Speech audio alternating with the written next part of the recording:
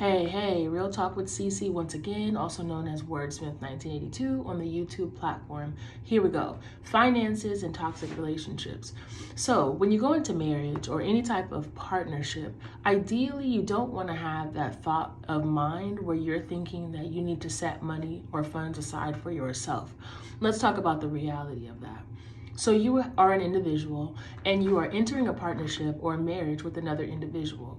Until the two become one, it just may be very wise that if you're a saver, you continue to function in that saving frame of mind with whatever monies you receive.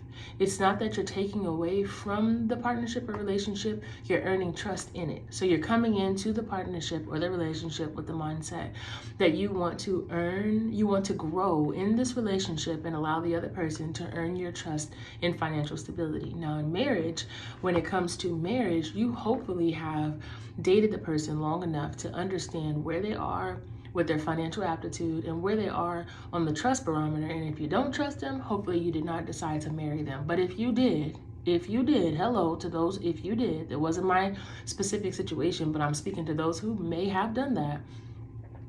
Please think wisely financially. What do I mean by that?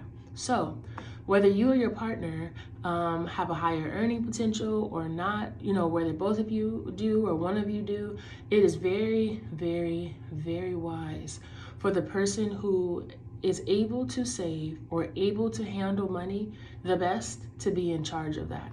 The worst things that happen in some relationships is that financially immature persons come together, either both or one, and completely demolish and obliterate their opportunities to start a new life together financially. The last thing you want to do is to join a partnership or get into a marriage and then have financial understanding issues with your partner. Narrow that out in the beginning. I hope I'm being clear with what I'm saying. But what I'm saying is that before you enter the relationship, make sure that you both are on the same page about where you'd like to go financially and how you like to get there. For me, growing up in a traditional family culture, traditional social culture, as far as like the macro environment that was around me, it was kind of understood, I guess, that the men were the ones to kind of lead the financial situation. Not to say that the woman is not able to do that, but just by them going to work and just kind of having a vision for where the money should go, so on and so forth. And as I've grown and I've learned, being single for a good part of my adult life before getting married, I had also dreams and aspirations of what I'd like to see money do for me in my life, and thus for me and my spouse in marriage. So I had those conversations with my spouse, and we just were not on the same page. I'm not particularly a saver. I'm a spender, but I am a cautious spender at times, but I'm a spender. I'm just a little bit more flagrant with my spending than someone who is conservative. So I'm not totally a spendaholic, but I'm definitely not a saver.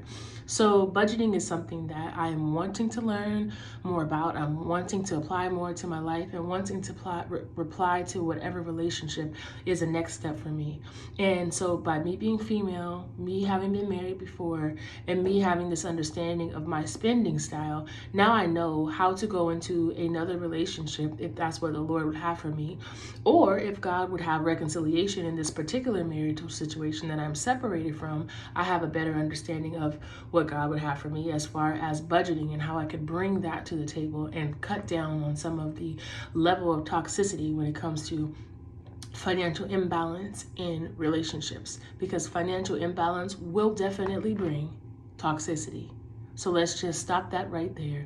Get it together. Find out what your spending style is like, or your saving style is like, if you don't know already. And like me, if you're someone who has always run away from budgeting because it's inconvenient and it's just yet another task, just remember that we are seeking to, in 2022, decrease the level of toxicity in our lives. And so if menial spending is increasing the level of toxicity in your relationships, then I think it's time to learn how to budget and appropriately manage your money.